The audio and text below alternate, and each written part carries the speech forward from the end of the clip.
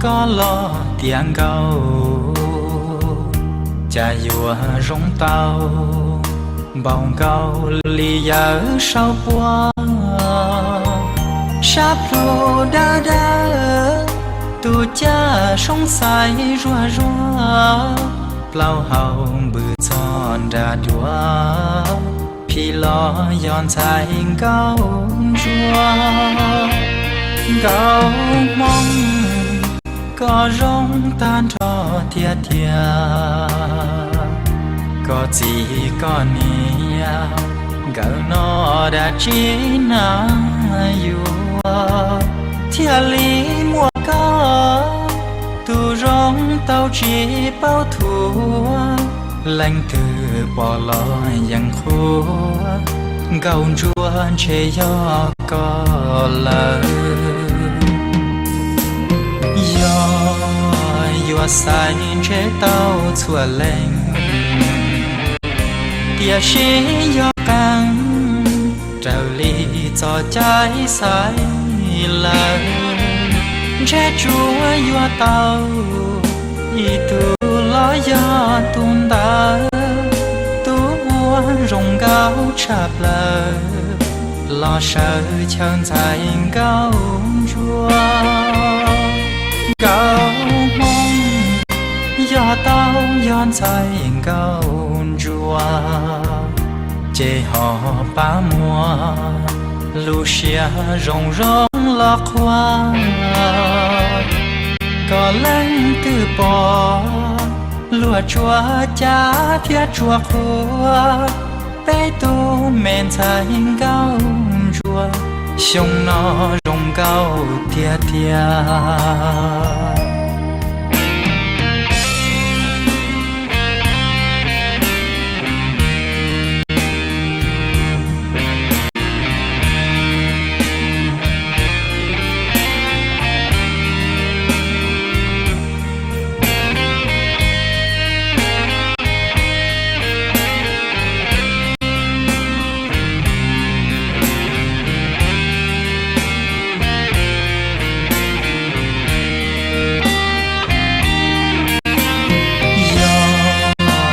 sai chế tao chua lên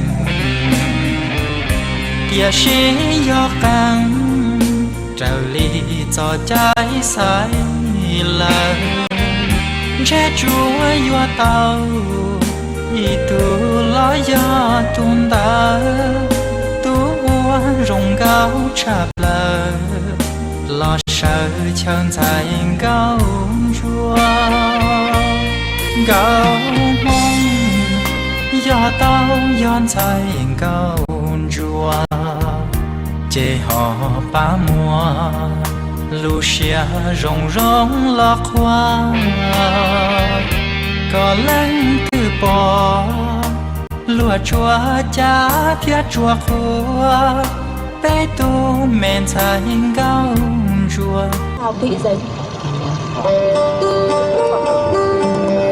đến từ đoàn xã Bình Giàng. Dính năm nay 21 tuổi, chiều cao 1m55, cân nặng 52 kg. Hiện đang là sinh viên năm cuối của trường Học viện Phụ nữ Việt Nam.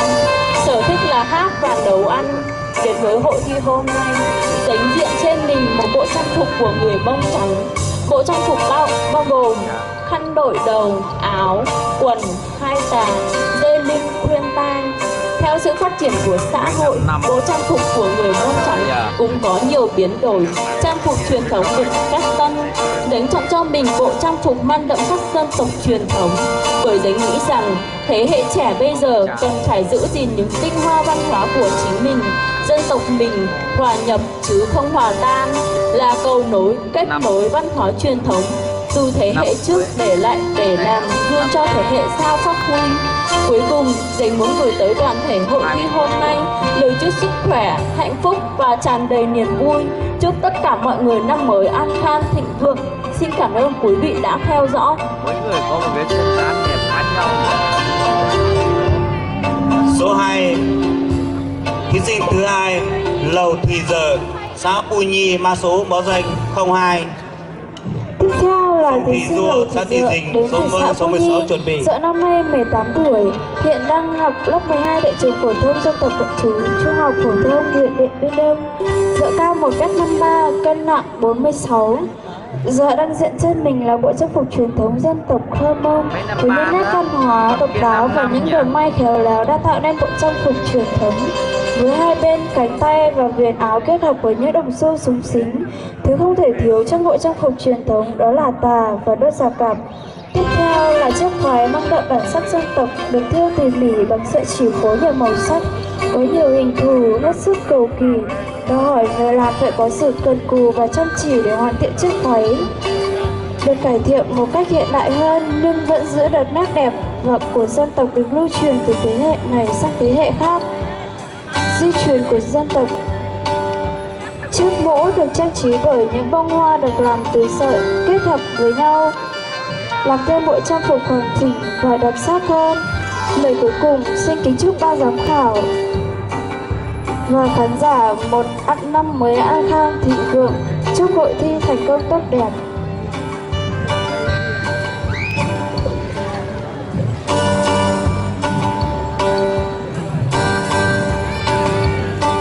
Cái khác không chút gì ạ.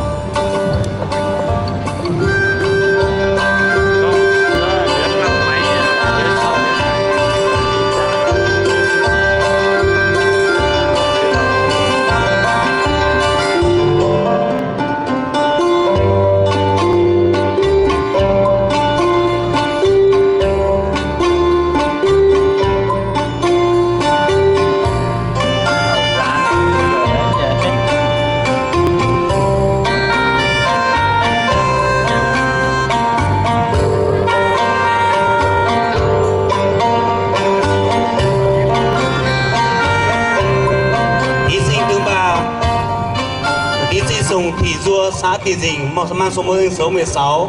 Tráng Thị Mai, xã Quỳ Nhung, mang số môn danh số 6 chuẩn bị. Chào đón thí sinh Nguyễn Thị Diệu Thùy, số báo danh 03. Kính thưa ban giám khảo, vị khán giả, qua năm tháng tôi thấy hiểu rằng điều quan trọng của một bộ trang phục nằm ở chính người xem mặt nó. Cây có cội với chỗ cành xanh lá, một và của lạ phải xa tiền gì. Trên đây là bộ trang phục của dân tộc Mông Cách Tân gồm áo xẻ ngực, quần tấn vải che phía trước và phía sau, thắt lưng, xả cạp và mũ. Áo tiếng Mông gọi là so, có cổ phía trước hình chữ V, được nẹp thêm vải màu tùy thích. Phía sau là một bức theo hình chữ nhật được trang trí hoa văn rất hài hòa và gà đồng bạc, tạo âm thanh vui nhuận trong bộ trang phục. Hai ống tay thường được theo hoa văn làm những đường vàng ngam với đủ màu sắc.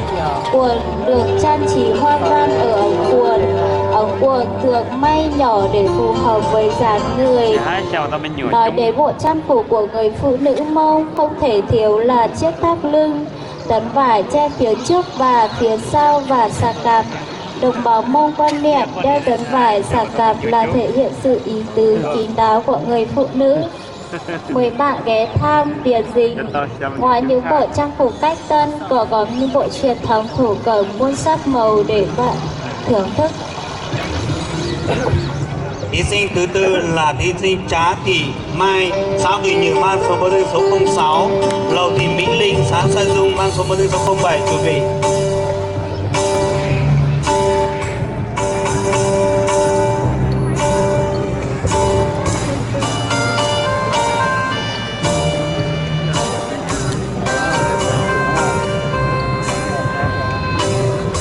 Con này xinh nhỉ. Giới thiệu cao nữa nhỉ. Nói đọc rồi.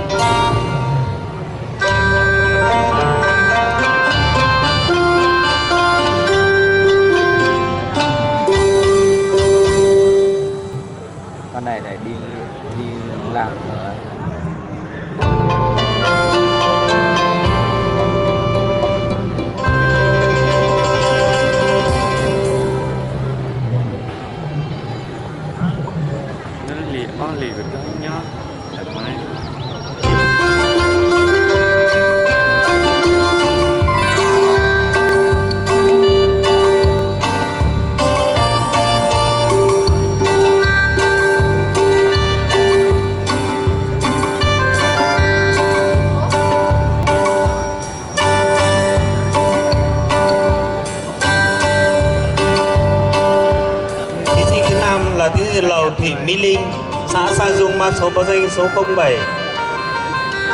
Mùa thị Cú, xã Pu Hồng, mang số báo danh số 11 chuẩn bị. Kính thưa ban tổ chức, ban giám khảo cùng toàn thể quý vị khán giả, đang bước lên sân khấu là thí sinh Lầu Thị Mỹ Linh đến từ xã Sa Dung. Linh đang khoác trên mình bộ trang phục dân tộc Mông. Bộ trang phục Mỹ Linh đang mặc được làm từ hai bàn tay khéo léo của mẹ Mỹ Linh. Bộ trang phục gồm có 4 phần: áo, váy, xế và dây lưng. Chiếc áo được làm từ vải nhung trơn màu đen lấp lánh. Cổ áo phía trước được thiết kế theo hình chữ V, kết hợp với những viền hoa văn đầy màu sắc sặc sỡ. Phía sau là bức theo hình chữ nhật được trang trí hoa văn rất hài hòa và trang nhã.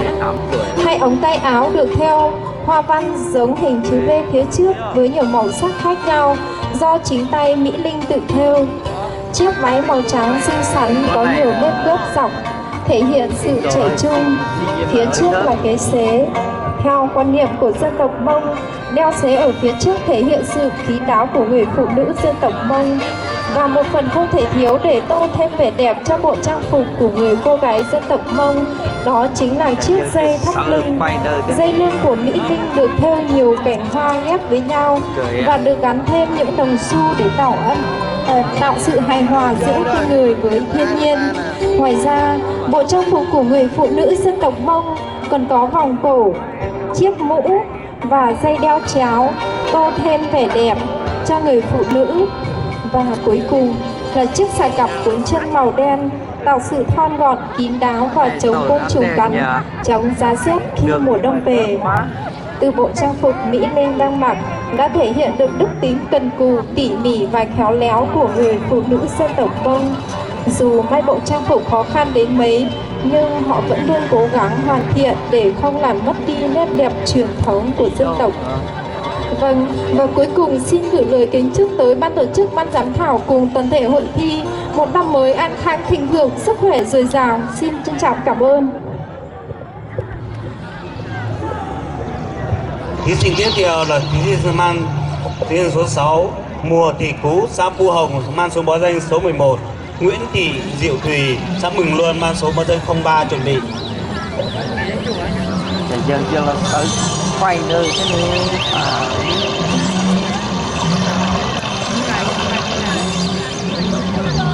Đang bước lên sân khấu là thí sinh Mùa Thị Cú, mang số báo danh 11, đến từ đoàn xã Phú Hồng. Cú năm nay 19 tuổi, chiều cao 1m55, cân nặng 46 kg. Hiện tại đang là sinh viên năm thứ 2 của trường cao đẳng sư phạm Điện Biên. Cú có sở thích hát, múa và đi du lịch. Đến với hội thi hôm nay, Cú diện chân mình một bộ trang phục mông trắng. Bộ trang phục gồm có áo, quần, thay tà, dây lưng, thun tai và mũ đội đầu. Cú biết rằng qua sự biến đổi của thời gian, trang phục cũng có nhiều biến đổi. Trang phục truyền thống đã được cách tân, phù hợp với kiểu dáng hơn, nhiều màu sắc hơn. Nhưng riêng Cú chọn cho mình bộ trang phục cùng với phụ kiện truyền thống, bởi Cú nghĩ bản thân là thế hệ trẻ cần phải có trách nhiệm gìn giữ những tinh hoa văn hóa của chính dân tộc mình, làm cầu nối tiếp nối văn hóa truyền thống thế hệ trước với thế hệ sau. Để với hội thi hôm nay, Cú muốn gửi đến toàn thể hội thi lời chúc sức khỏe, chúc tất cả mọi người năm mới an khang thịnh vượng.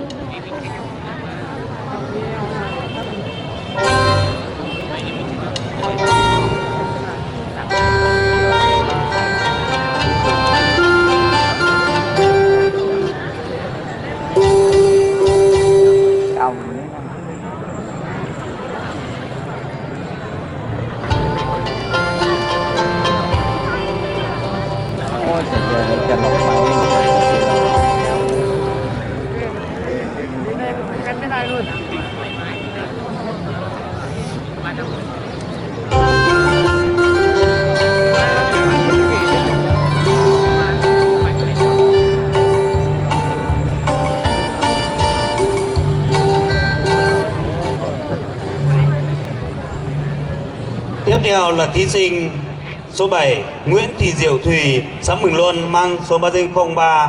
Tòng Thị Xuân, xã Đơn Giói mang số báo danh số 09 chuẩn bị. Chào đón thí sinh Nguyễn Thị Diệu Thùy mang số báo danh 03 đến từ xã Mường Luân.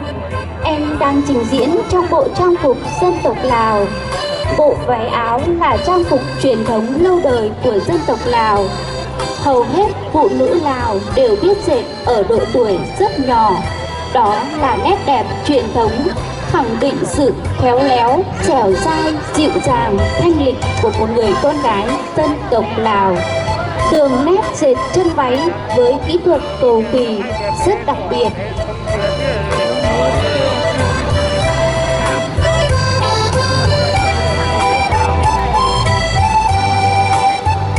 Dân tộc Lào thường mặc bộ trang phục vào các ngày lễ Tết, lễ hội, những ngày trọng đại của dân tộc mình.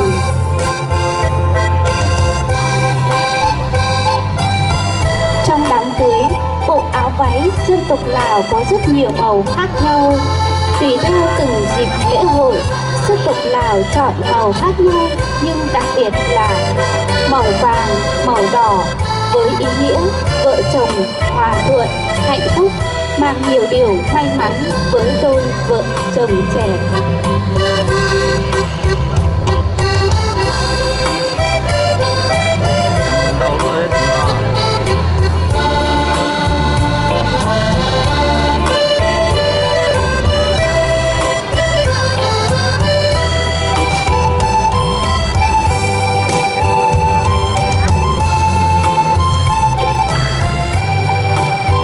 Tiếp theo là thí sinh số 8 Tòng Thị Xuân, xã Đơn Giói mang số báo danh số 09.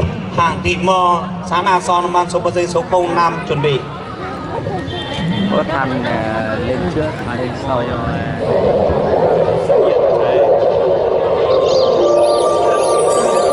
Kính thưa ban giám khảo, thưa toàn thể hội thi, đang trình diễn trên sân khấu là thí sinh Tòng Thị Xuân đến từ bản Tre Phai, xã Đơn Giói, mang số báo danh 09. Tòng Thị Xuân sinh ngày 9 tháng 7 năm 2002, hiện đang là học sinh lớp 12, trường Trung học phổ thông Mường Luân, xã Mường Luân, huyện Điện Biên Đông. Cô cao 1m68, nặng 50 kg, số đo 3 vòng 80, 62, 85. Tòng Thị Xuân có sở thích đọc sách, nghe nhạc, đi tham quan, du lịch.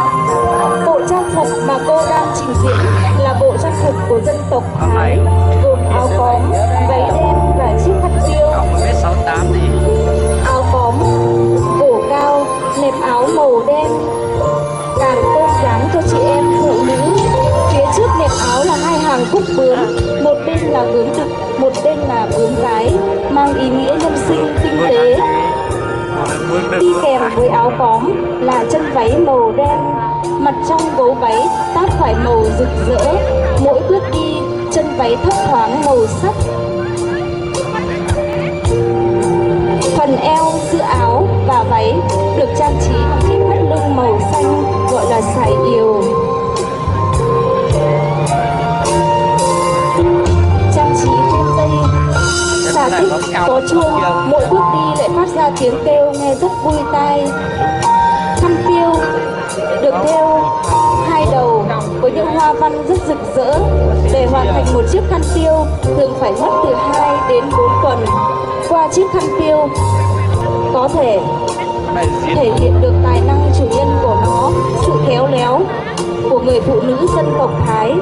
Trang phục của dân tộc Thái tuy đơn giản nhưng duyên dáng và thanh lịch, tôn lên vẻ đẹp chân chất của cô gái Thái, mang vẻ đẹp rất riêng của miền sơn nước.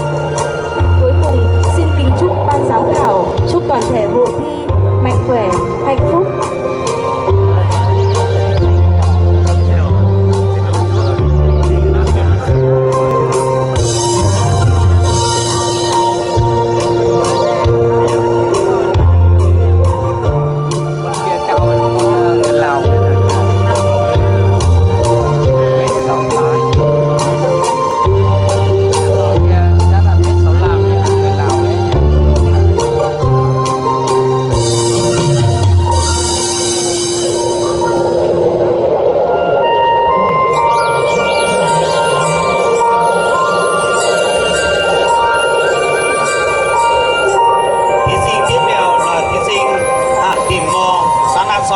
báo danh số 05 Sông Thị Dính, xã Nông U, mang số báo danh số 15 chuẩn bị.